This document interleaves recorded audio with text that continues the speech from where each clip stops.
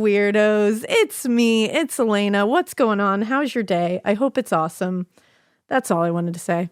No, I'm just kidding. This is a message because I think a couple of episodes ago, we talked about how we are going back to the OG way of doing things. We're doing 2 episodes a week, 2 big old honkin' delicious, juicy episodes with 1 listener tale a month, just as a little cherry, little glitter on top of a crazy month. And we're going to keep doing that. But I think we were also debating what days would be best for this new 2 episode a week cadence because we figured, you know, from Wednesday to Monday is a long wait for us and for you. Too much. We'd all be sad.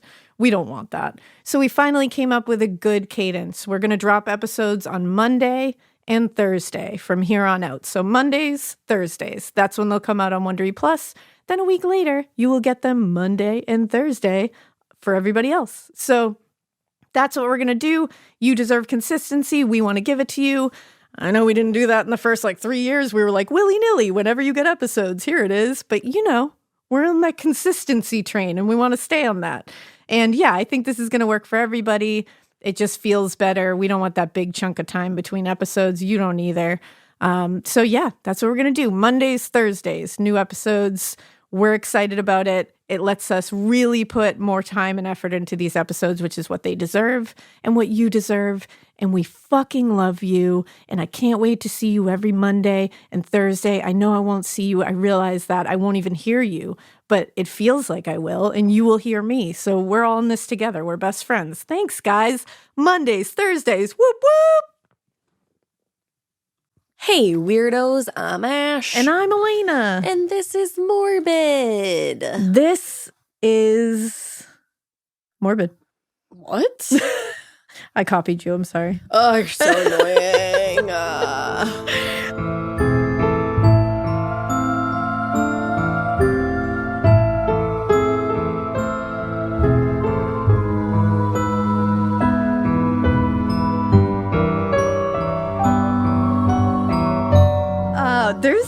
You know what? There's been a lot of stuff going on lately, not with us. Not with us. But with a certain reality show that we have talked about many, many times that I know a lot of you watch. That it's our time. These are the best days of These are not lives. the They're best not. days of their lives. Maybe the worst of some of their lives, which Guys. makes my heart hurt. Like, first and foremost, I think we said it on the JVN episode, but Team Motherfucking Ariana. Yeah, in case you don't know, we're talking about Vanderpump Rules. We just went right into it. We're like, Team Ariana. Yeah.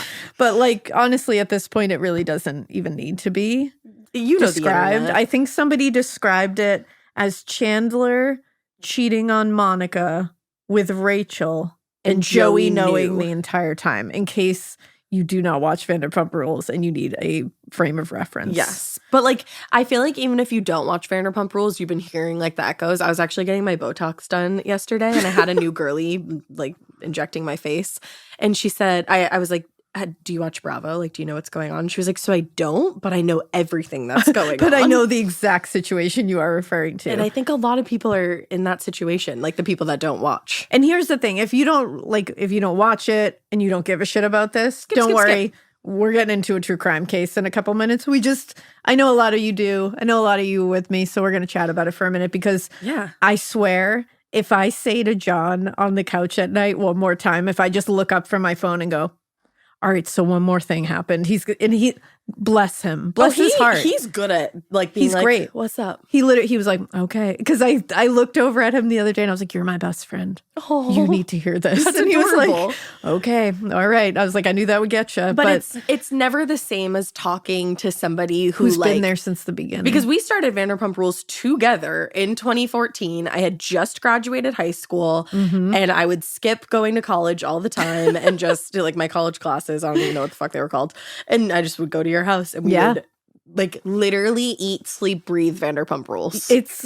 It's a really unique reality show in the way that it rarely stops giving. Rarely. There are a couple times, like here's the thing, 2 or 3 years, but we stuck through them. We stuck through the Valley Village, purchases. We stuck through them trying to introduce an enterly new cast. That didn't work out. But we hung in there. And we got Charlie out of it. I'm a Charlie stan. And now we have always loved Ariana. Never wavered. I have loved Ariana. You have loved Ariana. She's always been our girl. Because she's real. She is. I think she's like the realest one out of everyone. And you know what? It's like you get your ups and downs with people in this crew, but like Ariana's always been a ride or die. Yeah, she's like a steady girly. And I am horrified by Tom Sandoval. And Rachel. But it's like we need to talk about this just for a second. Tom Sandoval dressed as his mistress for Halloween in front of Ariana. That's another level of like deep-seated evil. Like he's evil. That's Rachel fucked. posed for a picture with him dressed as her, knowing full well they were having a full-blown affair at the time. Yeah. In front of Ariana. Do you understand that when the two of them come out and go, guys, we're so sorry. We're so sorry that we hurt people. And Rachel's like, I'm going to work on myself. It's like, fuck both of you. And Are also, you kidding me? Her saying that she needs to heal? What about Ariana, dog? Well, and it's just, I'm sorry. You're coming out and you two are saying, we're sorry. We never meant to hurt anyone. Oh my goodness. But you dressed as your mistress for Halloween in front of Ariana while you were having an affair.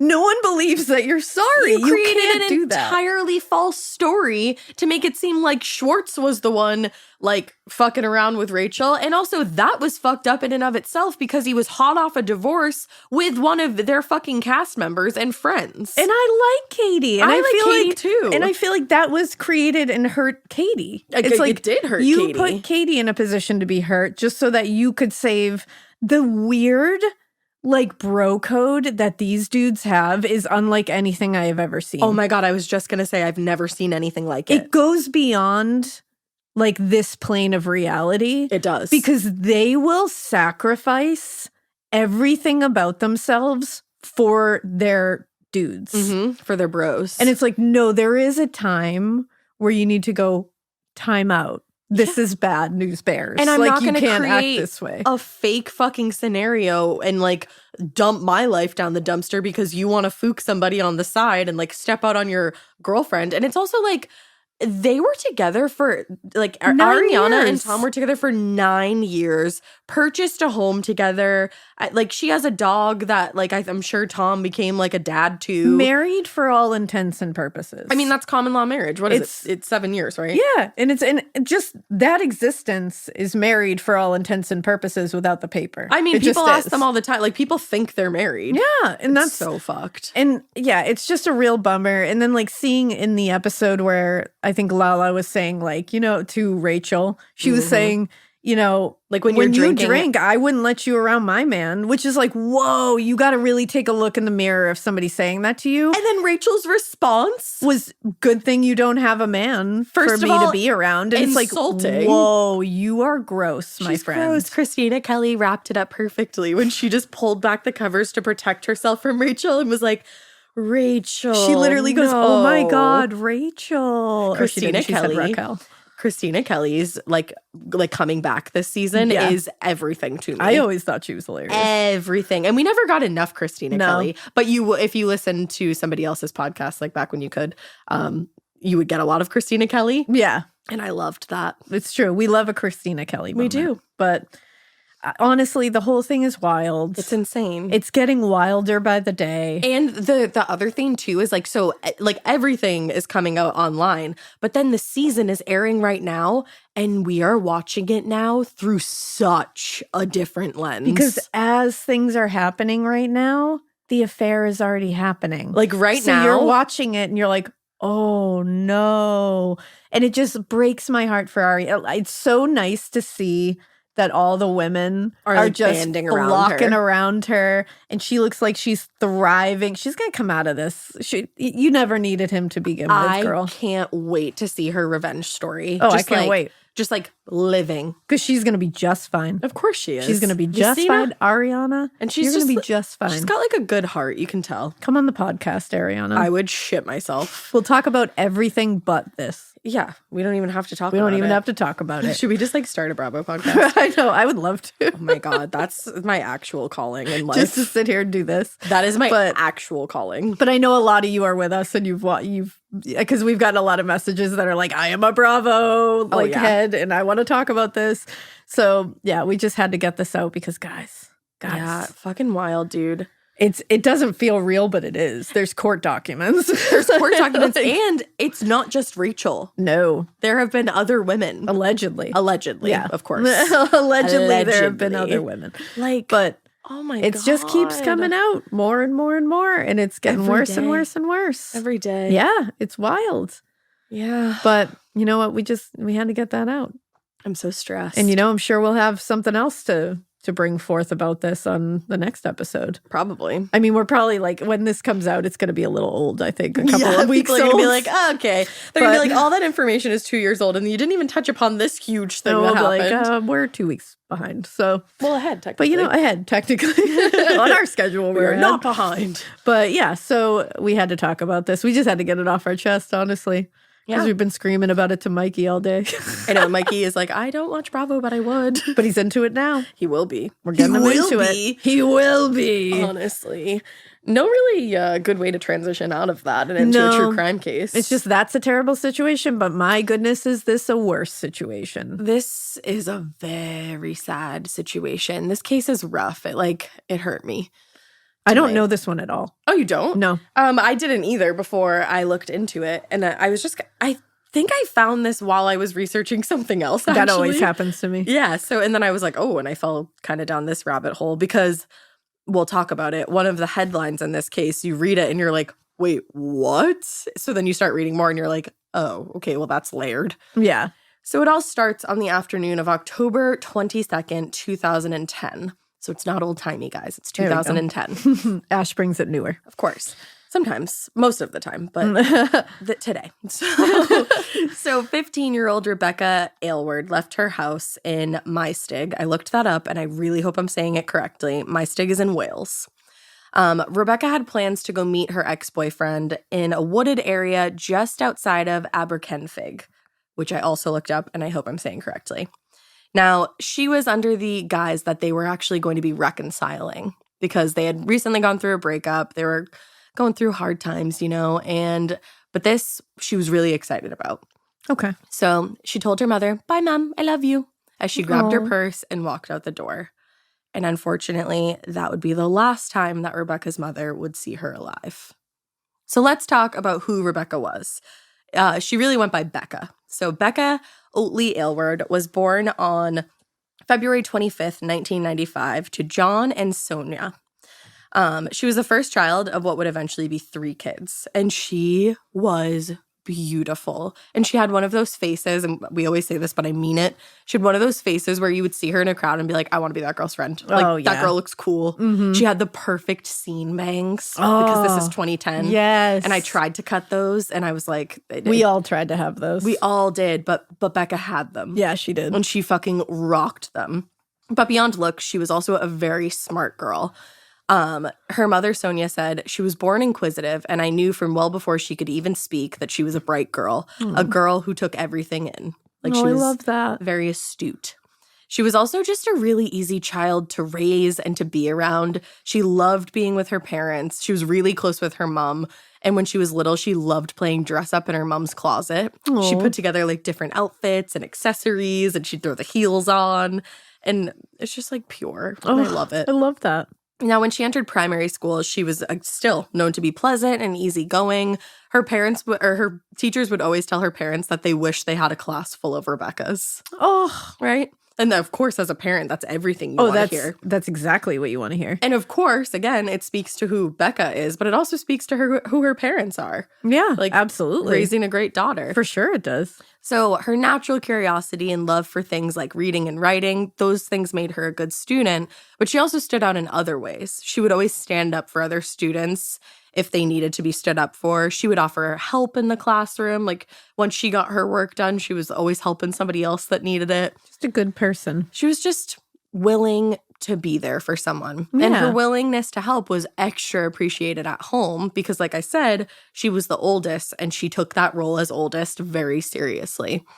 Her mom would always say that she was like a little mum. Oh, a little mum. So when her sister Jess was born in 1998, Becca loved helping with the little baby. And it was just like awesome. She would get her like dressed. She loved all her little clothes. And she wanted to always feed her little sister. Oh my goodness. She was so little and she was such a big help. Yeah, that's how my twins are with the littlest one. Oh my God, it literally reminded me of that. Yeah, it's the exact same thing.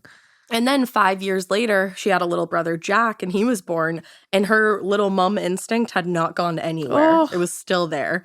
And given the age difference between Becca and Jack, he really started relying on her kind of like a second mom. Oh, I love it. Like his mom was a wonderful mom. He didn't need a second mom. But he just got a bonus. But he got a bonus for sure. And he would go to her if he couldn't sleep or if he was anxious about school. Oh my goodness. And just like confide in Becca and look to her to like feel safe and happy, you know? And think about what like a nurturing child you have to be to have that kind of instinct that young. Yeah. And to like act on it how she did. Yeah, exactly. Yeah. So when she entered her teen years, she started thinking more and more seriously about her life beyond secondary school. And by the time she went into high school, her mom recalled that she had already got her life mapped out, she said. Sonia wrote that in her book. And she said that Becca was a great student who studied hard. She wanted to pursue a law degree when she went to university. Damn. And her ultimate goal was to one day become a barrister, which is like an intense lawyer. A very intense lawyer. You know? That's how I looked it up. It's the definition. That's what Google says. It says barrister. Very noun, intense a very lawyer. intense lawyer. Look it up. Esquire. I forgot that part. Of course. Now, of course, she also had less career-oriented and like more romantic goals for herself. Yeah, of course. Relatable. Now, according to her mom, she would, quote, spend lots of time planning every last detail of her wedding, drawing her ideal wedding dress right down to the flowers that she'd have in her bouquet. She's multifaceted. And I feel like you know who she is based off everything you get from her mom and like what you see of her in pictures. Like, she just seems fucking rad. Yeah, she's got that like romance gene where she can be whimsy and romance. And you can talk love. But she can also sit there and be like, listen, this is what I want to do. I want to be a serious barrister. I want to work my ass off. And also I have this motherly instinct. And also I can mum my little siblings because I'm this nurturing, wonderful, encouraging human. Like, what couldn't she do? Like, I'm sorry. Like, do you exist? What? Right? Seriously. Like, she just sounds like an angel. Yeah, and I she feel does. like she was an angel. Yeah. Now, she met a prospective love interest named Joshua Davies in 2008. Uh-oh. And he quickly became a regular presence in their family home. This family welcomed him with open arms. That makes me even sadder because I don't think this is going to be a good thing. That's a pretty good feeling you had right there. Mom Sonia would later say, pretty much right off the bat, Josh was loved and accepted by everybody in the family. And especially that Becca's little brother, Jack, really started to look up to Josh the more and more time they spent together as like a big brother. Oh. And Josh really seemed to be equally as fond of them. At an age where most teenagers started kind of pulling away from their parents, Josh actually seemed like he enjoyed hanging out with Becca and her family and like wanted to be like as a family unit. And you want that. Totally. And he especially liked Sonia. Like, he found it easy to talk to Sonia. And at the time, Sonia felt like it was easy to talk to him. They would talk about music a lot together because they both really loved music. And Sonia would end up telling reporters in 2018, I liked him before it happened. He was okay. He was always polite and nice, no bad language. He seemed like a decent boy. We all knew his family. His younger brother was friends with my two younger ones.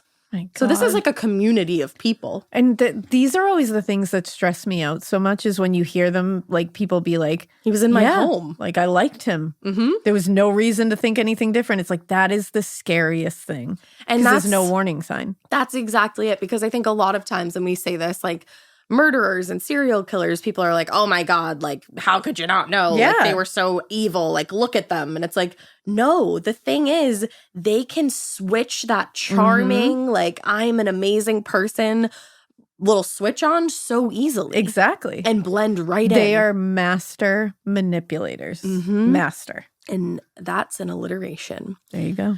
Now, in retrospect, obviously, Sonia could see that there were red flags indicating that Josh might not have been as nice and polite as he appeared to be. There were times where he would stay over for, like, no reason, and Sonia didn't know why, but she would tell Jack to put his things away, especially his toy swords or like potentially hurtful items. It was like she subconsciously wanted to keep these things away from Josh. Ooh. Like a mother's instinct. Yeah. Now, this is like he was racist. So if you don't want to hear that, skip forward a little bit. There was an incident where they were watching television together and they saw members of the KKK, and Josh commented that he wanted to join the KKK. Time to get out. Time to get the fuck out of my house and time to get the fuck away from my kid. And his actual comment was like way more explicit to the point where I didn't even feel comfortable repeating it here. I'm sure you can find it in an article if you would like to know. Ew. But it was horrible. So in the moment, Becca this is in front of her family. So that's putting her in a real shit position of like, she's like, what the fuck? Where did that come from? So she lightly scolded him, but she tried to play it off like he was kidding. Remember, she's 15. And she's probably hoping he is. She's exactly hoping she is. But Sonia was made really uncomfortable. Yeah. She was like, what? That came out of left She's field. like, that is not a joke. And that's not what we are about in our house. Like, that's not our humor. Yeah, she didn't like that. Yeah. So she ended up, when Josh had gone home, talking to Becca about it. And she was like, what was that about? Yeah. And Becca ended up telling her mom how uncomfortable she was and how shocked she was. And she said later on, actually, her and Josh got into an argument about it. Oh, and it makes me so sad because that's exactly how this should have gone. Mm-hmm. Where like you didn't escalate things, you didn't make it a scary situation, because if he says something like that, you're like, okay, I don't know what you're capable of here. So when he leaves, the mom did the right thing. Sonia did the right thing. She walked up, she told her daughter. That made me very uncomfortable. What was that about? Her daughter agreed and said it made me very uncomfortable. Like that shows a really good relationship and a really good like line of communication between. I was just going to say mom and daughter. Clear communication. She didn't blow it up to make it weird for her kid. Mm-hmm. She talked to her afterwards and her kid felt the same way. Exactly. It's like that is like a really good relationship, and it makes me so sad that it couldn't have translated into, because that's such a difficult situation after that, because it's like now you have to hope that your 16-year-old has the strength to walk away from that. But then at the same time, someone who will say something like that's dangerous and scary, and leaving them can create a more dangerous situation. So it's like that's a really difficult set of circumstances. And at the same time, where Sonia was like so stressed out about this, she also can't force her daughter to break up with her boyfriend. Well, that's the thing. And it's like you are helpless. And you don't want to try to go down that route and then lose that clear line of communication with her and feel like she's hiding things from you. So I think personally, just like you, I think Sonia went about this the best way she could have. I think she did. I think she did the very right thing. And I think if you push too hard, especially at that age, like 16, they're going to pull. I'm terrified for teenage years just because I know it's a precarious time. I remember how I was like, oh God, I was awful. You don't listen to anybody. And it's like, if somebody pushes too hard one way, you might go down the same way. And it's like, so I know she probably didn't want to push the issue and make her want to cling to him more just out of going against defiance. Yeah. Even though it doesn't sound like Rebecca was that type of kid. Not at all. You just don't want to play with fire with that stuff. So, and you never know is the other thing. Like we've covered cases where like they were never that kind of kid, and then one thing happens and you go down a trail. Exactly. That wasn't the case here, luckily. Yeah. It sounds like it was with Josh. Like things just started going awry with him. And the change in his personality was happening slowly, gradually. Like little things Sonia was starting to pick up on, Becca was starting to pick up on, and just getting like more and more uncomfortable. And that's worse. Yes. Because you're not able to absorb it all at once. So it's harder to manage kind of thing. They've already shown you such an amazing side of them, and they've love bombed you, and you are in this now. So now they can start peeling back those layers slowly, and it makes it harder to rip away. Exactly. So yeah, it happened gradually, but Becca and her mom were seeing a slightly darker side of Josh emerging. He started spending hours in the woods with his best friend Daniel, and they would occasionally camp out in the woods overnight, and this just made Sonia really uneasy. Yeah, like, what the hell are you doing? And then it made her particularly uneasy because they started trying to convince girls from school to come camp out with them in the woods. And Sonia told Becca, she insisted, she was like, you never, ever go into those woods with them alone or with anybody else. Even if you think there's going to be other kids there, do not go into the woods with them. No. So. Oh, how scary. Things were getting weird. Now, Josh, obviously, like I was saying earlier, he seemed to love Becca's family. He seemed to like spending time with them. But at school and around their friends, he didn't really seem to be proud to be with Becca. And he also wanted to hide the fact that they were a couple. It reminded me of when we were talking about the Betty story a couple weeks ago. It's like, why would you not be proud of Becca? Yeah, it's like, fuck you. Becca's awesome. She is, and you're not. And you are not, my friend. So the relationship really fell apart in January 2010. And Josh was the one, actually, that ended up breaking up with Becca and immediately started dating another girl. Now, the reason for the breakup, or the reasons, they're still unclear. But Josh occasionally told his friends it was because Becca had, quote, tried to trick him into getting her pregnant. Which was not true. Doubt it. Doubt it. Doubt it. That's the thing. Most people, including us, who heard this explanation thought it was complete nonsense. And even Becca was like, no, he broke up with me actually because I wouldn't have unprotected sex with him. Thanks, though. Complete opposite. Yeah. Thanks, though. Yeah. Now, they had only dated 3 or 4 months, but Becca was really heartbroken over this. Of course, you're 16. It was probably one of her first loves or potentially her first love. Yeah. She was devastated by the end of it, and she was going through it, you know? Of course. But Josh, on the other hand, he seemed angry with Becca. And it's like, but you're the one that broke up with her. Yeah. Like, I'm confused here. Yeah. And then after the breakup, he started making comments to his friends about killing Becca. What the fuck? He started joking about killing her. Guys, no one jokes about killing someone. That's a flat out blanket statement. One of the biggest themes in this case is joking, quote unquote, about killing somebody. Murder is not funny. Yeah. Murder is not a joke. Murder does not have a punchline. Yeah. And those are your 3 rules. Especially if someone is consistently joking about murdering someone, a particular person, call the fucking authorities. Call the authorities. Everybody. Tell your mom. Tell a trusted adult. Tell someone. Call someone. Tell the mailman. Tell someone. Tell someone. And especially if the comments are starting to build and build to be more and more specific, like what happened here. And he told one friend after their breakup, I'm just going to kill her. Wouldn't life be a lot easier if she wasn't here? Just, no, she's not, like, go away. Also, you're fucking 16 years old. Life is as easy as it's possibly going to get. You're going to live the rest of your life, probably never have to see her again. You could walk yourself down to the principal's office and say, hey, I don't really want to be in classes with her anymore. And they'll probably rearrange your whole fucking schedule. Exactly. And even if they don't, deal. Sit at a different fucking table. Like you're 15. Get you out of broke here. up with her. Remove yourself from the situation. I don't really think she wants to be around you at this point. Exactly. Well, I just said exactly like you. I've been finding myself doing that. I love that. I think you've like rubbed off on me. We love a little T I just realized that I did. I was like, ooh, good job. I pronounced that T. Ma would be so proud of you. She would. We love pronouncing things. Now, Josh's friends, like we were just saying, thought the comments and the threats were just a joke. But like I was kind of alluding to earlier, as time went by, they started getting more and more detailed, more and more specific, and more intense.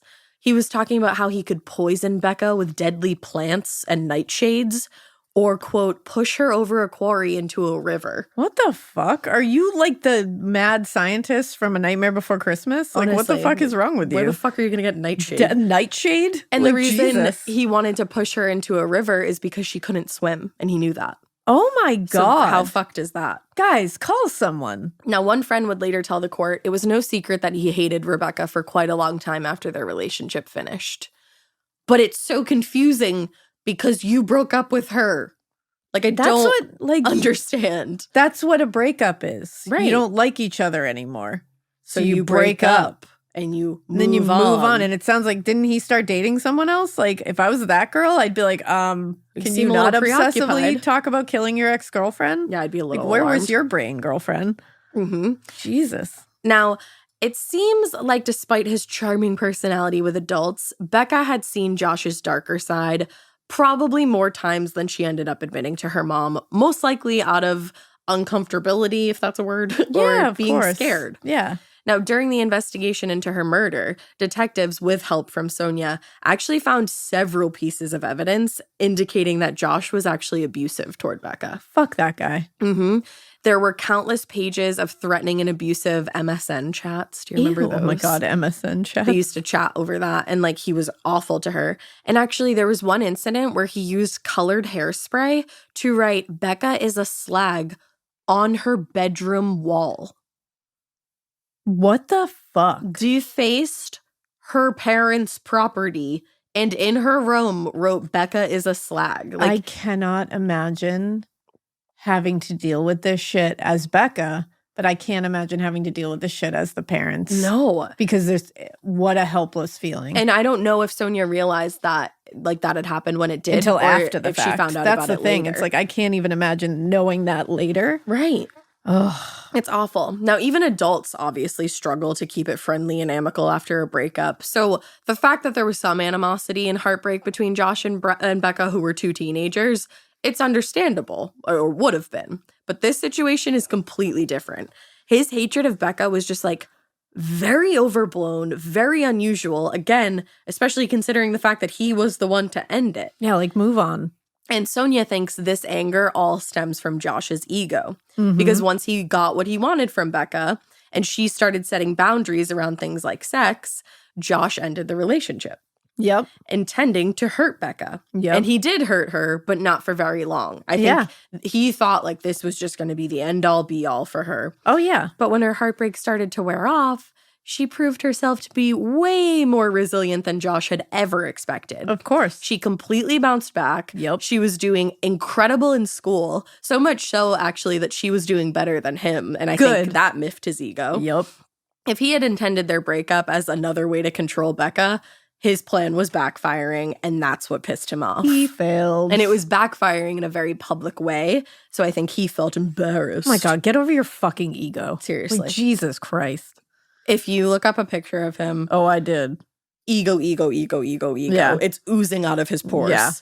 So by the end of the school year, Becca had actually already started dating another boy. Another Josh, actually. Ooh. But this is Josh Humphreys. Better Josh. Better Josh. The new relationship really seemed to piss Josh Davies off because she had moved on. And when it came, and I think he was really specifically angry about Becca's family welcoming this new Josh in. And he would constantly ask her if her mom liked this new Josh as much as she had liked him. It's like, are you all right? Exactly. Bro. It's also like, you could still be a part of this family if you weren't a piece of shit. Like, but you suck. It was like he felt some kind of ownership, not only over Becca, but her family. Yeah, it's like, all ego. He felt like he deserved their love. So weird. And he would say things to her like, I bet she prefers me to be your boyfriend. Talking Probably about not. the mom. I'm like, no, I don't think so. I'm going to say that's a no.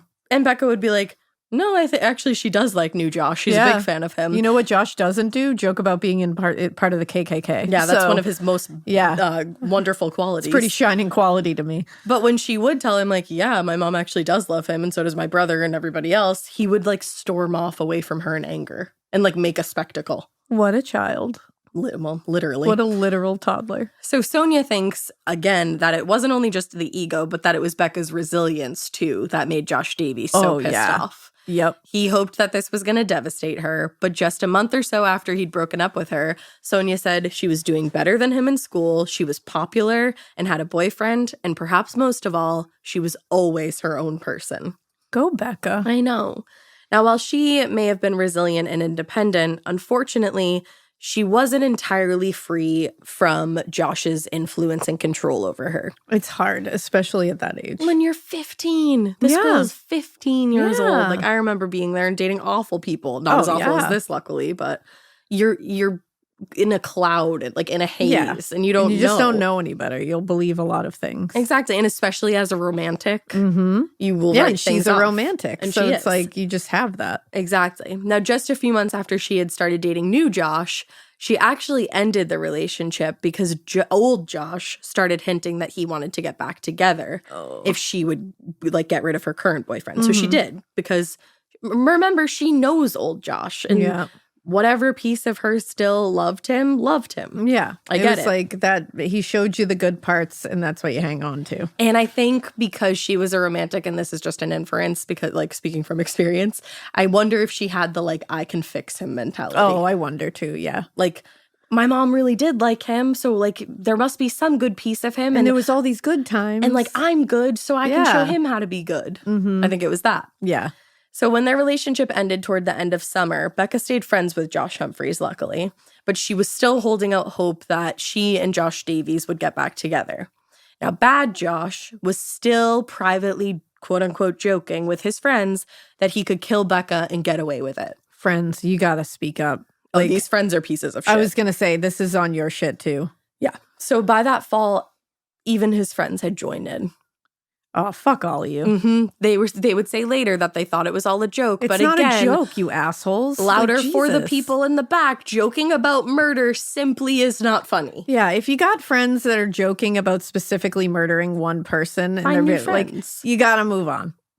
Get out of there. And Run. call someone. Report Yeah, that. let people know. That's not just going to go away. You Especially as like a teenager. Yeah. If you're a young kid, that's not normal behavior. No, and you don't everybody. just like stop joking about murder No, one day. it's never a It's going joke. to escalate. Like, I never had any friends who joked about killing someone. It never Literally happened. never.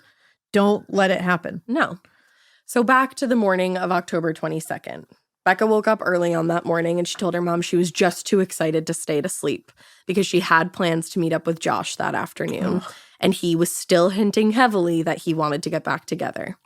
She actually went out shopping with her Aunt Linda the day before and bought a new outfit for the date. She bought a red jacket and brown ankle boots. That destroys my heart. And she just hoped that that would impress Josh and that they could start things up again. She spent most of the morning just anxiously killing time. At one point, Sonia drew a bath for her to try to get her, like, you know, like excited. She was like, okay, like, let's have like a fancy bath and, you know, like, we'll really do this. See, that's so sweet. Yeah, she was just killing time until she was supposed to meet Josh in the woods just outside of Aberkenfig.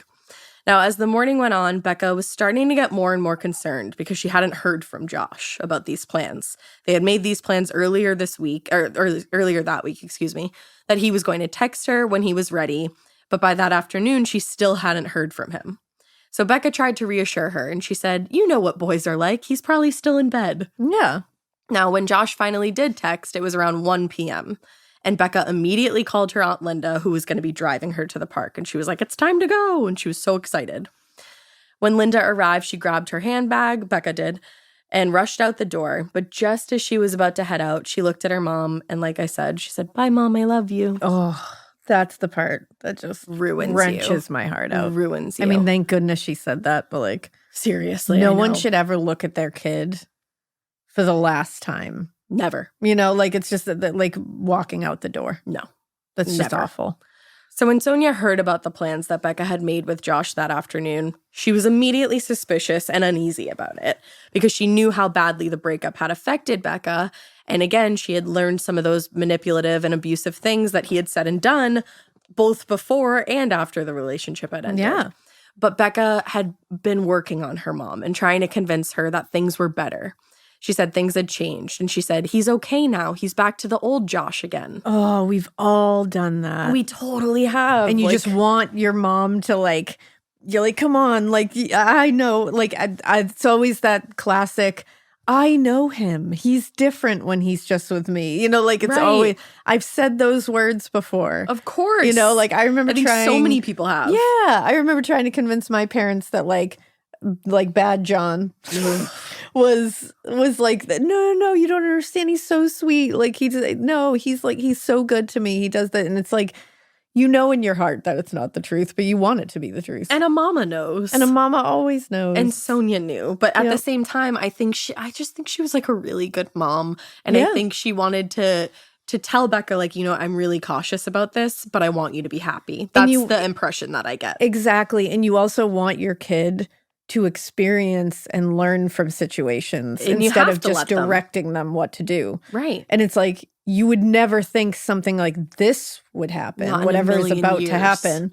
And it's like, you think, okay, there might be some heartbreak out of this. I am predicting it, but I I will just be here for her. I can only give her so much to go out there with. But if she is dead set on trying this again, I will just be here to pick up the pieces. And it's like, that's all you can do. Right. And and then hopefully they learn from that and they take it into the next relationship or whatever. Exactly. And so I think she was doing all the right things, in my opinion. I think she was. That's really all you can do as a parent.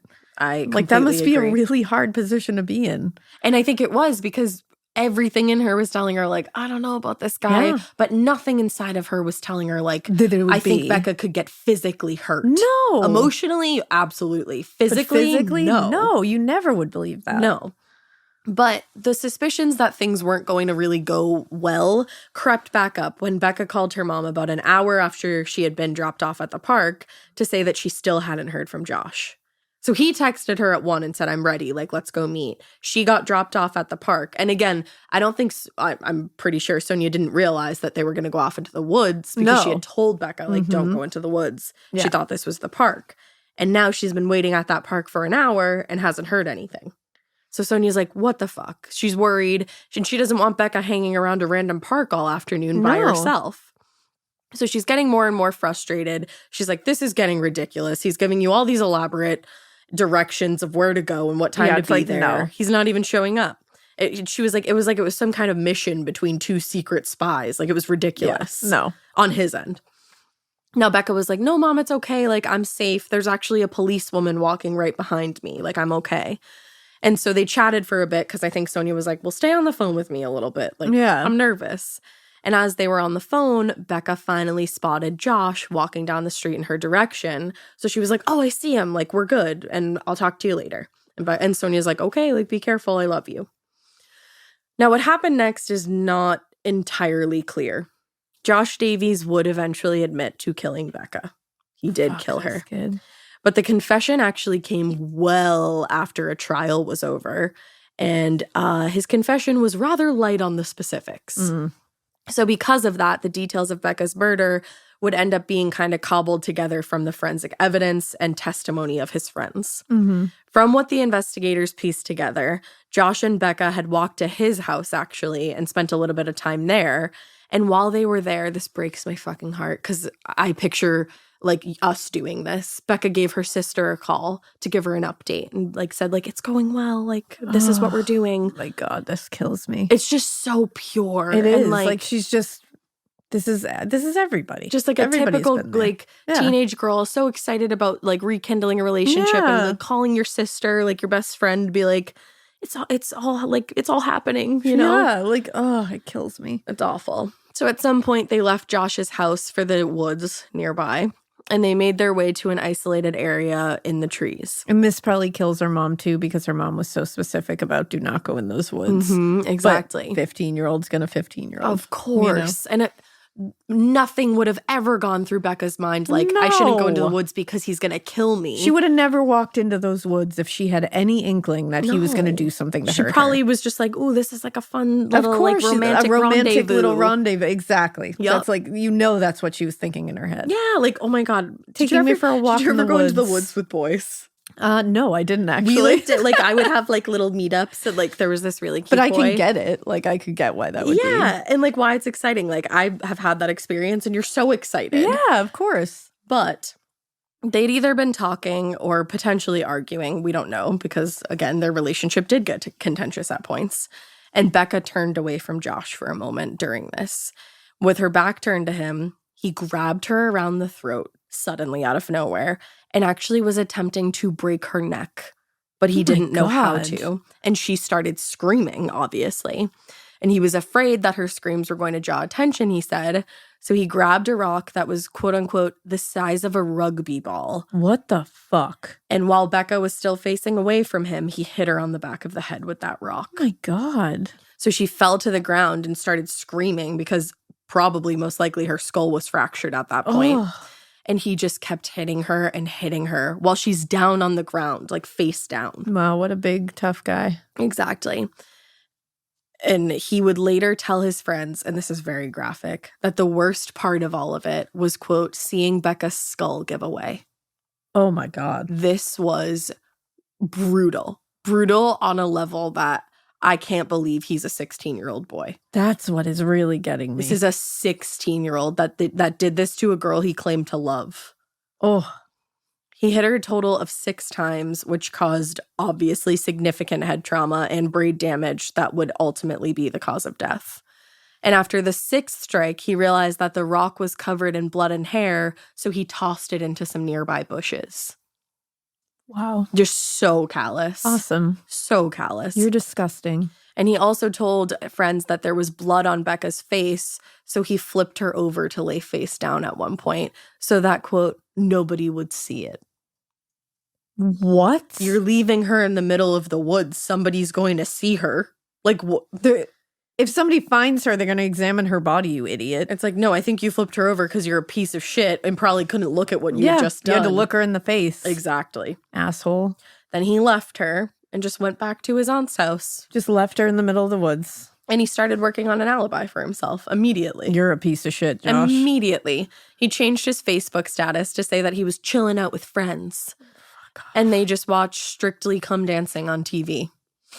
And then he sent a bunch of texts to Becca's phone saying that people were starting to worry about her and that she better get into contact with someone to let them know where she was.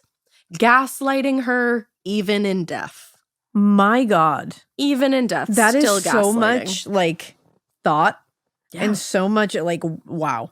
And it proves that you can't go on later and say that you had gone quote unquote insane in that moment. Yeah, you can't. Like you don't have an insanity defense. You took very serious and very intentful steps to cover this up and make it look like you didn't do it because you knew that you had just murdered someone in cold blood. Mm-hmm. And it wasn't even just like he flipped in the moment kind of thing. He had been talking about killing her for weeks. Of course. And we'll find out there are entire text chains that will support that. Jesus. When we get time to talk to a jury. Who are these people that are texting with him about this? Pieces of shit. Come on, everybody. Jesus. Pieces of shit. It always bums me out when you hear that a whole group of people are like this. It's like, what the fuck? Like, where did you find each other? Yeah.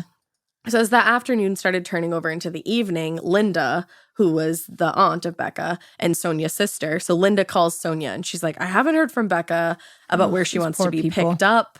And I just have this gut feeling. Like Linda just felt like something was off. Yeah, this family's close. And she actually told Sonia she isn't coming home tonight. Oh. She just knew it. I've read that a million times. That just gave me full chills. And I still just got them.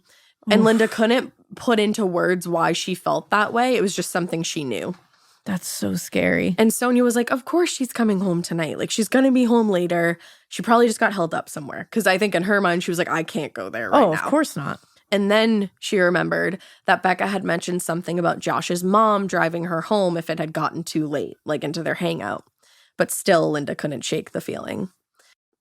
The first indication that something definitely wasn't right came later that night when Linda again called Sonia to tell her that she had actually talked to Josh's dad. Linda had. And the dad told her that he hadn't seen his son or Becca at all that day. Ooh. So by that evening, panic really was starting to set in. Every call to Becca was going unanswered, and that was very unsettling. Oof. Because before Becca had left the house earlier that day, Sonia had actually given Becca her cell phone to use. Because remember, this is 2010. Oh. Becca's cell phone had run out of minutes. Oh. But Sonia didn't want her without a cell phone, so she was like, take mine. Good mama. Now, since Sonia didn't have her own phone, she had to borrow a phone from her brother, and it was running out of battery. And it wasn't like you could just throw it on a charger and it was like good to go. Yeah. Those were the days when like you had to throw it on a charger and like let it sit. Oh, yeah. So that made her totally reliant on information from others, and especially so because she was afraid to leave the house in case Becca came back. She showed up. Yeah. Right. So Sonia ended up calling the police at 7:15 p.m. to report her daughter missing, and the search for Becca officially began. Oh, this is horrifying. It is. Now, as the night unfolded, friends and family, they searched for Becca everywhere they could think of looking, anywhere she could possibly be. Linda and Becca's little sister Jess went to Josh Humphrey's house, the new ex, good Josh, but nobody was home. So from there, they went to Sarn, where Becca was supposed to meet with Josh Davies that afternoon, like the park. Now, while all that was going on, Sonia was able to charge the phone from her brother, and she was just calling Becca and Josh's numbers over and over and over, desperate to get an answer, but getting nothing. So Josh is just seeing millions of phone calls from this girl's mother. Yep, and ignoring them. Yep, totally. And she also tried to get into contact with good Josh, but each time she would say who was calling, he would hang up on her and eventually stopped answering calls. There's an answer for that later. Because I was like, Josh. I know, I was too. Good Josh. Why am I calling you that? Don't get mad at him. Okay. Don't get mad at him. Okay. There was a reason. Now, Sonia was finally able to reach Josh Davies at his grandmother's house. It's kind of confusing because he's at his house at one point, he's at his aunt's house, and he's at his grandma's. I don't know if they all just live on the same street or what, but she was able to get in contact with him at 9:00 that night. Oh my God, her panic. So Becca had left the house around 1. She's been gone for like 8 hours at this point. And he told Sonia that he actually wasn't able to meet up with Becca that afternoon. And so maybe she had gone to kill some time with Joshua, good Josh. Josh Humphreys. Josh Humphreys. Now, for a minute, Sonia was like, I guess that makes sense. And she's in a state where she's desperate to find her daughter safe. And that's a reasonable answer. So she's like, okay, like in her head, kind of trying to figure it out. Mm-hmm. But then she remembered that earlier when she was talking to Becca on the phone, she had said that she saw Josh coming down the street. So she said, are you telling me you weren't standing in front of her while she was on the phone to me? And he paused and then said, no. Wow, liar. So Sonia asked again, like, so did you see Becca today?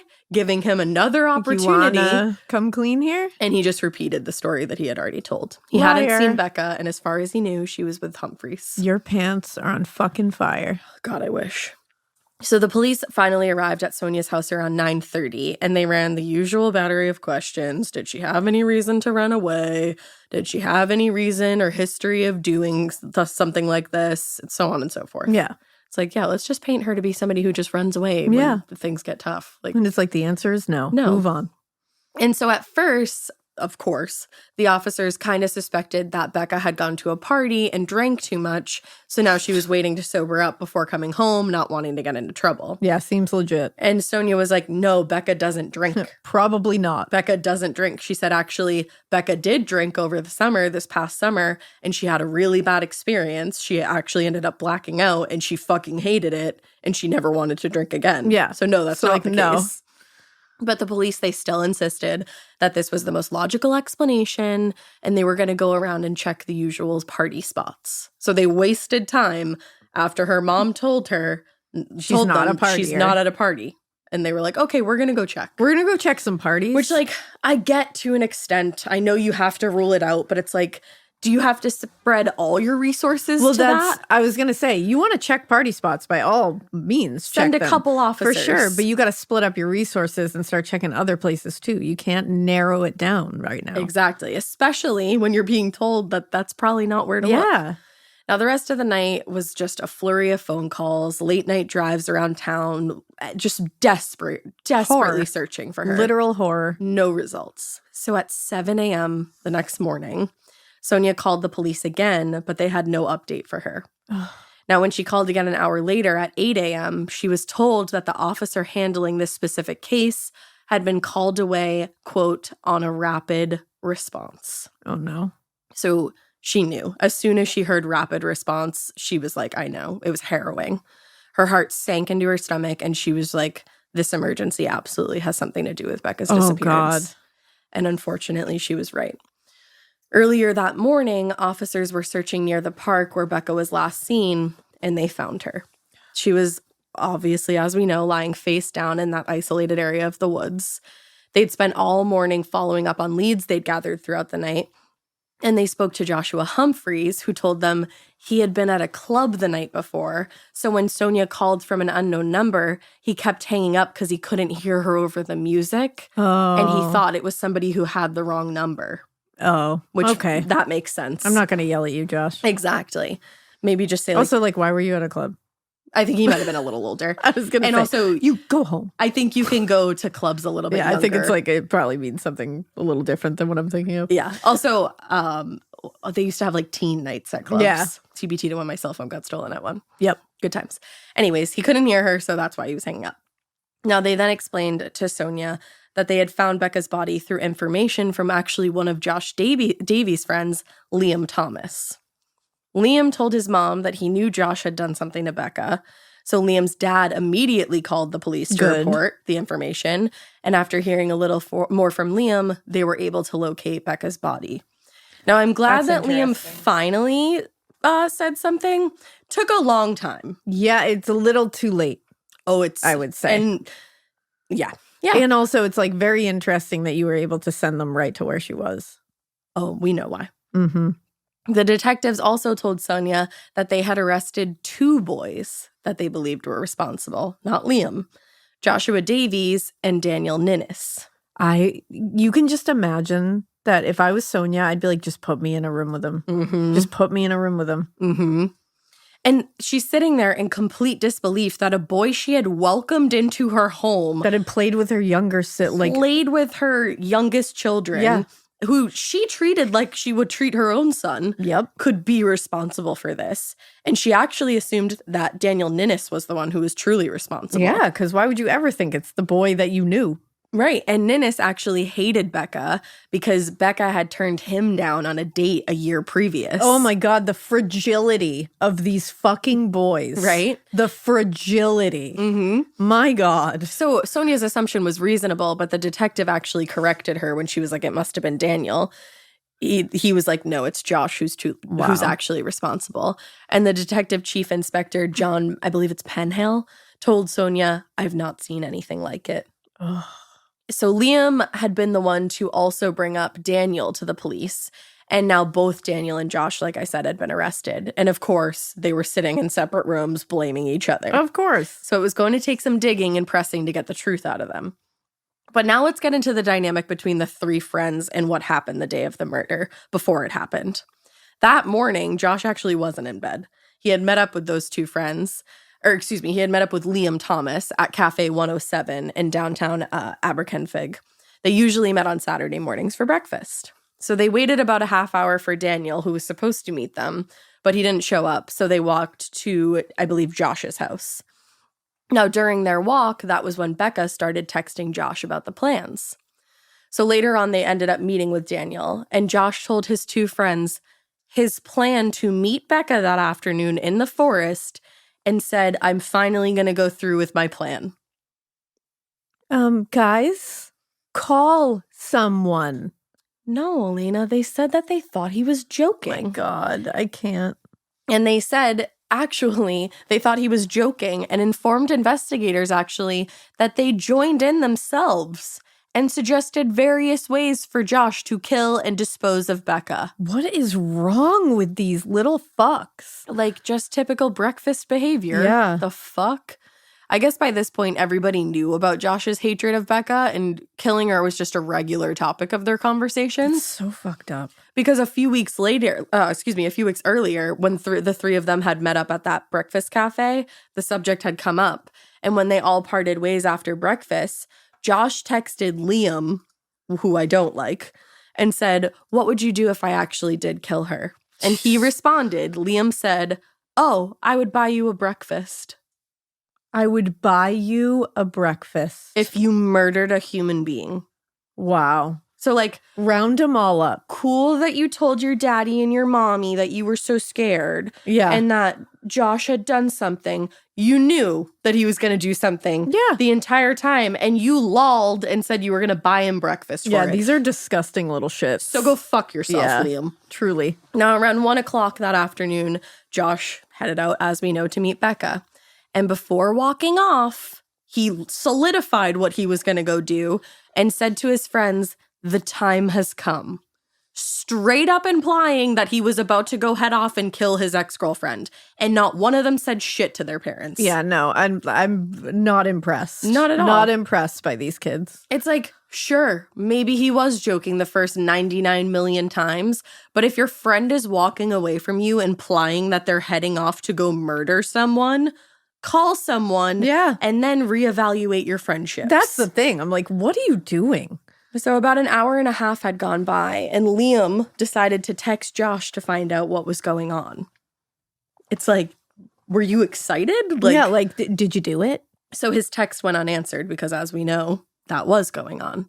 So Josh's silence prompted both boys to actually leave Daniel's house and walk down to the park where Josh said he was going to meet Becca, which to me says they were starting to worry that he was going to do something. Absolutely. They were going down to see if it was happening. Mm-hmm. But after finding nobody there, they returned to Daniel's house. And a short time later, they ended up calling Josh, and he actually answered. And they were like, "Are you still with Becca?" And his answer was, "Define with." I want to wail on this kid. I cannot. I would. Flogging. I would get on a plane to Wales just to throw a cup of piss in his face. Just to spit in his eye. Literally. My God. So he said, "Define with," and then he asked both boys to come back to the area to meet him, which they did, and they got there just after 2:30. So this all happened very quickly. Yeah. So standing at the entrance to the forest, Liam called Josh again, and when he answered, Josh demanded to speak with Daniel. And he said Daniel needed to come meet him in that remote part of the woods. The only reason that Liam didn't go with him is because he was on crutches because of a rugby injury. So off Daniel went into the forest. Mark my motherfucking words, if that boy hadn't been on crutches, he would have gone his in ass there. would have been following like the little piece of shit follower he was. Like the little lamb that he is. Mm-hmm. So Daniel returned a little bit later and told Liam that he had seen Becca's body lying face down on the ground and said that Josh didn't seem fazed or upset by any of it. My God. And then they all went back to Daniel's house to hang. Oh, okay. He had just taken a human life and showed you it, and now you're all just gonna bro out this afternoon? Disgusting. What the motherfuck, dude? Truly disgusting. So at the house, Josh told them everything that happened. I don't know if Daniel was overwhelmed or couldn't accept it, or if he's a fucking piece of shit. I think the latter. But he didn't seem at all emotional, Liam said. Now, Liam was starting to freak the fuck out. As you should. He couldn't tell whether Daniel and Josh were telling the truth, but at the same time, nothing about what they were saying felt right to him. So he called his mom and asked her to pick him up as soon as possible. And before he left, Josh made Liam delete all the text messages between them and told both of his friends if anybody asked to say that they had all been together all afternoon. My God, this kid is diabolical. And also, sweetie pie sugar buns, text messages don't go anywhere. Exactly. If they want those, they're going to get those, honey. So when he was arrested, Josh Davies told the police, it was all Daniel. Yeah. He murdered Becca. I had nothing to do with it. No, of course not. He said he had only told Daniel that he killed Becca in order to prank him because LOL. And then when Daniel arrived at the scene and discovered that Becca was in fact not dead, he went into a rage and grabbed a rock from the ground and murdered her in anger. Yeah, that's likely. What? Seems like a legit scenario. Didn't take long for investigators to determine that that was a lie. Yeah. And Daniel Ninnis was actually released into his parents' custody 36 hours after he was arrested. Which he shouldn't be. No, and I think Liam should have been arrested, in my opinion. You're an accessory. I agree. You were there. So the news about Becca's murder and the arrest of the two local boys was reported a few days later, to the absolute shock and horror of this small community. Horrifying. The area actually had recently seen a large uptick in the number of murders that year. And at that point, it was second on the list to the village of Pontripet, I believe, as Wales' murder capital. Oh my God. So they were like, what the fuck is going on around here? And then the details in Becca's case, they seemed worse than anything else that had gone on that year. And it would only get worse when more details would come out in trial. Oh, God. Now, because Josh was a minor at the time of this, the police actually couldn't release his name to the public. So nobody knew who this was. But they were able to release his age, which, again, came as a major shock to this community. He was, I think I may have accidentally said earlier that he was 16. He was 15. Oh, my God. 15. That's horrifying. It's one thing for a teenager to be murdered by an adult, but that's horrific and terrifying and scary. But for a teenager to brutally kill another teenager for quite literally zero fucking reason. No reason. That community was rocked. Yeah. They were terrified. And they were like, of course. Is this the start of some kind of social shift that no one wants to go through? What the fuck? So Josh actually pleaded not guilty to Becca's murder. Oh, okay. Even though there was a ton of evidence against him and interviews to the contrary. But he continued to insist that it was Daniel who had killed Becca. And since his arrest, he had been housed at, I believe it's Vinnie Green. It's on the outskirts of Bristol, and it's for young offenders who have committed, like, really serious crimes. Okay. So, like, an intense juvie. Yeah.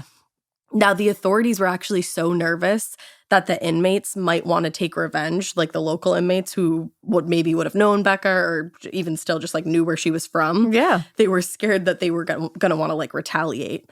And so they couldn't tell anybody that Josh was in there for the murder of a local girl. So instead, they said that he was being held on possession of GHB. I was like, okay. Yeah, let's not do that. Like, let's not protect him. I agree, but at the same time, I'm like, protect him during the trial so that the family can get peace and then feed him to the fucking wolves. But then you deal with the consequences of your actions, my friend. Exactly. And I think that's kind of what this was. It was like, let's get through trial. No, it makes sense. Because it's just like initial reaction. You're like, no, don't hide what he did. Oh, that's my initial reaction, but you are too. absolutely correct. So he was mostly kept away from the other inmates to avoid any issue before trial. Now, after 8 months of negotiations, plannings, pretrial hearings, it all took forever. Josh Davies' trial finally began at the Crown Court of Swansea on June 22nd, 2011. And it was expected to last around 5 weeks. So the prosecutor was Greg Taylor, and in his opening statement, he told the jury all about the breakup, how Josh had bragged about wanting to kill Becca for a while now. He continued to place the blame for her murder on his best friend, and he said to the jury, quote, "There's no doubt Rebecca was murdered. She was hit a number of times to the head with a rock in a forest in Aberkenfig. It was raining. She was left for dead on the forest floor, and new clothes bought for her the day before. Ugh. The prosecution says this boy sitting on the bench before you committed the murder."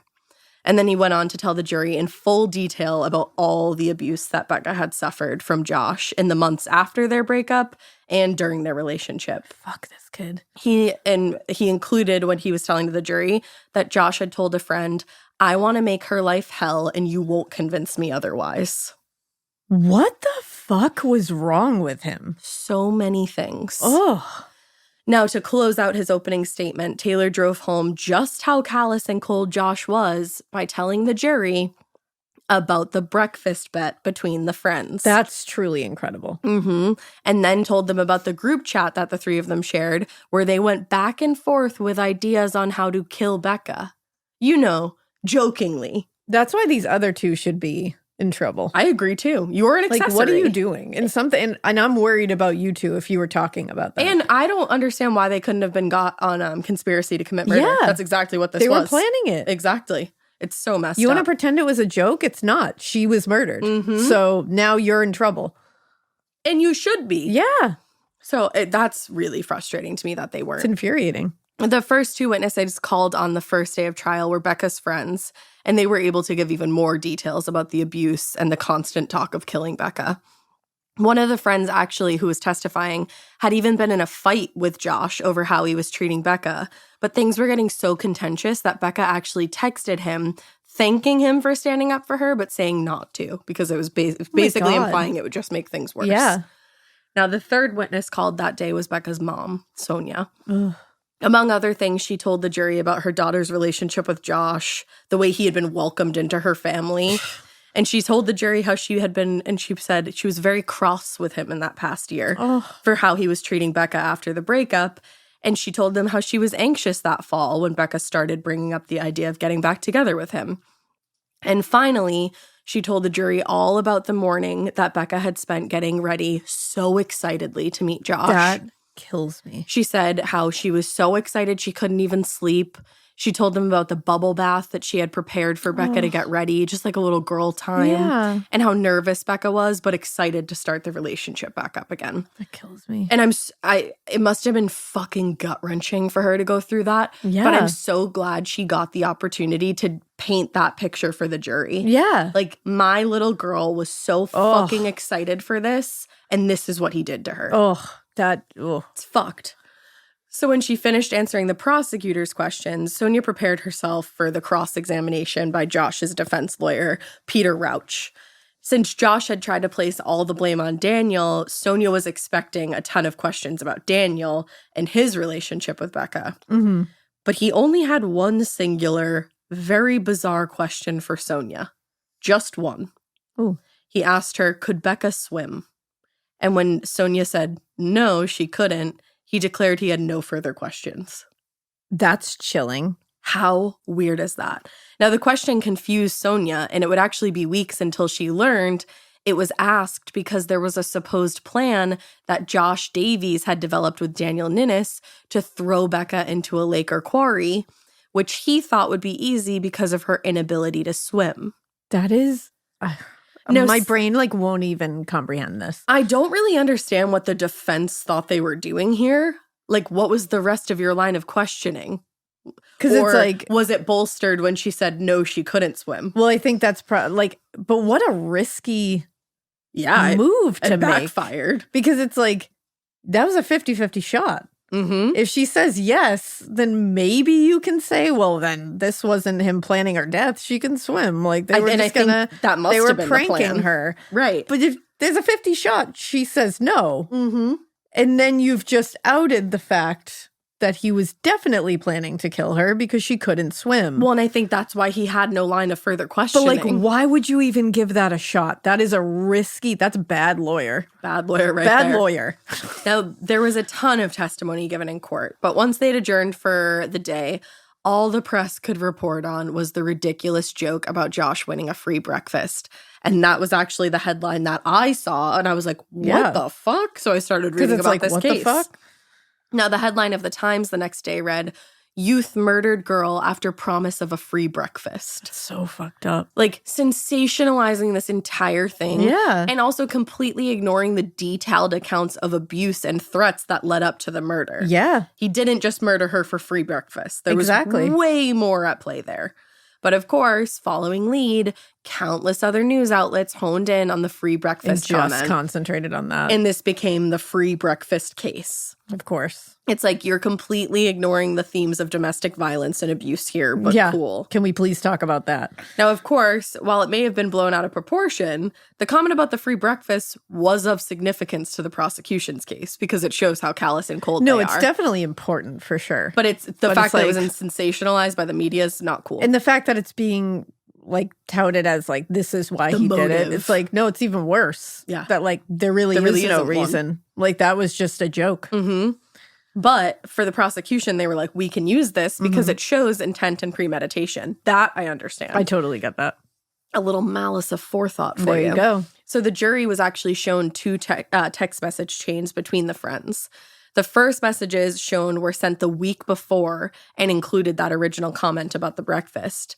And the second chain occurred the Thursday before the murder, and I'm going to read it to you. Okay. So Josh texts Liam and says, don't say anything, but you may just owe me a breakfast. What the fuck? And Liam says, best text I ever had, mate. Seriously, if it is true, I'm happy to pay for a breakfast. Pick up Liam, everybody. Let's go pick up that little shit stain. Then Josh said, I hope by then it will be done and dusted. Liam said, I want all the details, you sadistic bastard. Smiley face. Josh said, large breakfast with extras of everything. And Liam writes back, sick boy. You I have no are words. Fucked, and you are just as motherfucking guilty. That's shocking And for that him, kid was just out fine, free. Sick boy. Also, you guys are being fucking weird. Well, I was just going to say, are you all right? Yeah. Okay. Do you need a minute? And then to act like you're this terrified little puppy dog who's so scared that you're going to get in trouble that you had to call mommy to come get you. Go fuck yourself. Yeah, it's here you are talking a big game to your friend, the murderer. And did you tell your mom that part? Yeah. Were you scared of yourself? Did you tell your mom that you wanted every detail and you told him that with a winky smiley face? And that you were the one going to get the free breakfast? Yeah. Did you let mommy and daddy know that? Did you let them know? Liam, you piece of shit. Ugh, I'm red in the face. I'm so angry. I can feel it. Gross. So the next day at trial, Daniel Ninnis and Liam Thomas's statements were given in two parts. First, the jury saw video testimony where both boys gave their accounts of what happened.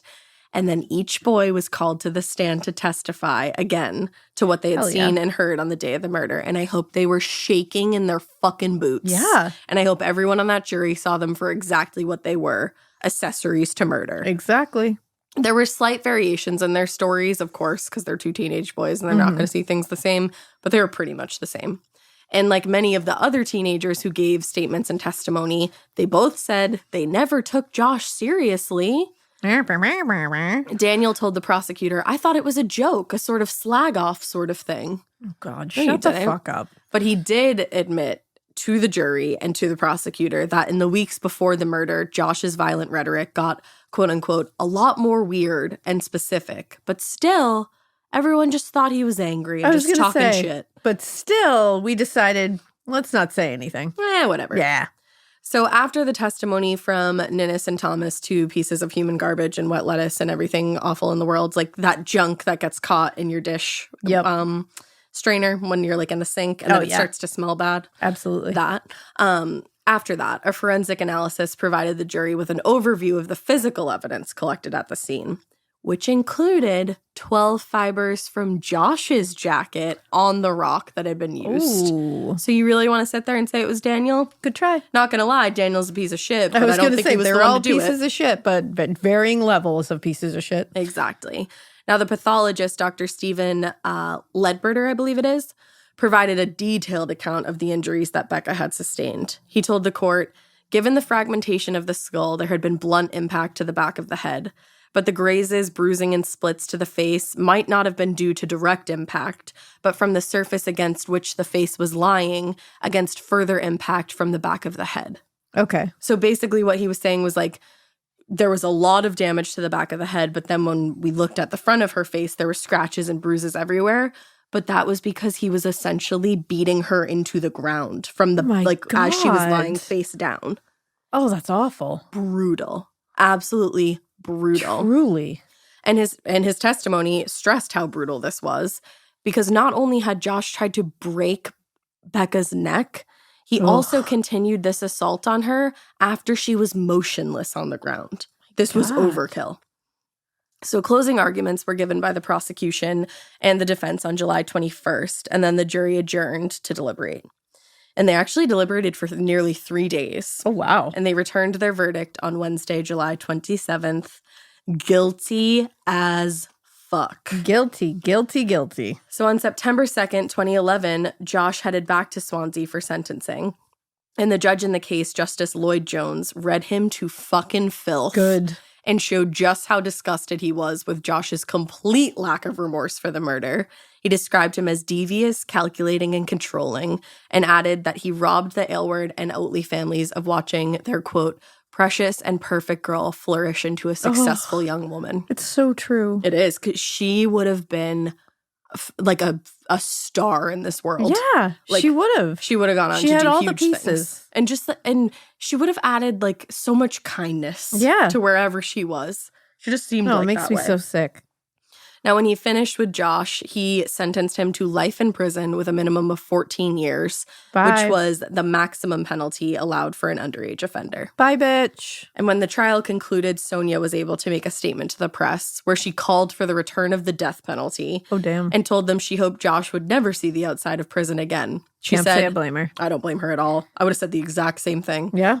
She said, we will never forgive him for tearing our world apart so brutally. And I would welcome the return of capital punishment for the likes of Joshua Davies, who forfeited his human rights when he chose to take my daughter's life. Yeah, and I don't blame her one bit. I still, like, my goosebumps have goosebumps. I don't blame her one bit. Nope, I would have said the exact same thing. That's her baby. And that's like her first baby. Yeah, like, that is your baby girl. You have a right to say whatever the hell you want to this piece of filth. Like, Becca made her a mom. Yeah. And he took that away. Oh, I can't. He could never take that away. But he took Becca. Took that baby away from her. So at the end of the day, Sonia was as happy as she could be with the outcome of the trial, and she knew that the judge imposed the maximum sentence allowed. So there was that. Mm-hmm. Now, overall, just the fact that a teenager could be so cruel to murder his ex-girlfriend for what they thought was a free breakfast was totally sensational, like I was saying, and readers were shocked around the UK. But I think it's so important to stress that it wasn't about free breakfast. Josh was controlling and he was abusive, and he manipulated Becca during their relationship and after it. I think he hoped that dumping her would be devastating to her, but it wasn't. So this was like a final dig when he didn't have any use for her anymore. Because she didn't need you. And that's what upset him. That's exactly, she didn't need him. Exactly what it was. He was an abuser, and I think killing Becca was his final act of control over her. Absolutely. Now, when the trial ended, Sonia actually ended up moving her family away from the area to start the grieving process. And in 2014, she published Bye Mom, I Love You, which is a memoir about her experience with the justice system in the wake of Becca's murder. Oh my God, destroy my heart. And I actually ended up using it a lot for research on this case, and so did Dave. Dave. And now in 2018, Josh Davies actually finally confessed to Becca's murder. Interestingly enough. He actually confessed. In 2018, though. Oh, but you had said he was very vague, right? He was very vague. His reasons for murder still remain unclear. Piece of shit to the end. And Sonia believes that his confession was only made in preparation for an appeal. Yeah. Which I agree. I absolutely agree with that. She told reporters he's only doing it for his own benefit. Not that he has any empathy for this family. It's cruel. It is cruel. Mm-hmm. Now, if that is the case, like if he does try to go up for an appeal or probation or anything like that, Sonia and Becca's sister Jess are ready and waiting with their own victim impact statements, and they are hoping that that will keep Josh in jail for as long as humanly possible. Hell yeah. And I will get on a fucking plane to Wales if they need me to and stand there next to them. After hearing this, I'm like, hell yes. Like, keep that motherfucker in jail. Is there a petition? I don't think anything has happened yet. Like, no kind of appeal that I saw. If there's an appeal, we're doing it. Get that shit going. Hell yeah. Because that is a horrifying tale. A horrifying tale. It reminds me of the Slender Man stabbing. It does. Like that it's got that same vibe. It does. But even kids. It's just the kid stuff. Kids hurting kids, like always. Oof. It's just awful. Destroys me. And it's like, so senseless. For what? Yeah. For what? Because you're a piece of shit, and exactly for How is your ego doing now? Yeah, how's it doing, Josh? In prison? How you doing in there? And he thought he was going to get away with it. Yeah, of course he did. He thought he was diabolical. He was like, "Oh, I got this. I'm cunning. I can do it." And then I'll just go get free breakfast. Yeah, I'll get free breakfast, and I'll blame it on my friend, and it'll be fine. I hope every breakfast he has gives him food poisoning. Oh yeah, for sure. Yeah. Fuck you. Diarrhea. Fuck you. Fuck you. But yeah, guys. Horrifying. That was the sad case of Rebecca Aylward. Wow. Well, thank you for sharing. No prob. So yeah, guys, we hope you keep listening. And we hope you keep it weird. I don't have to tell you not to keep it this weird. And if I do, oh my God. Call someone. Everyone. Or someone should call someone for you. Call. Yeah. 911. What's your emergency? This.